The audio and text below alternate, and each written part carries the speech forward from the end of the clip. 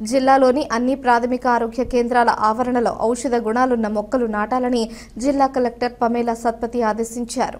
సోమవారం తిమ్మాపూర్ ప్రాథమిక ఆరోగ్య కేంద్రాన్ని కలెక్టర్ సందర్శించారు. వార్డ్, ల్యాబ్, మెడికల్ స్టోర్స్, ప్రసూతి గది తదితర విభాగాలను పరిశీలించారు. ఇక్కడికి వచ్చిన రోగులతో మాట్లాడి వారి ఆరోగ్య సమస్యలను అడిగి తెలుసుకున్నారు. వైద్య పరీక్షల కోసం వచ్చిన గర్భిణి మాతా శిశు సంరక్షణ కార్డును పరిశీలించి టీకాల వివరాలు అడిగి తెలుసుకున్నారు. అనంతరం తిమ్మాపూర్ మండలం రామకృష్ణపూర్ కాలనీలోని మండల పరిషత్ ప్రాథమికోన్నత పాఠశాలను సందర్శించారు.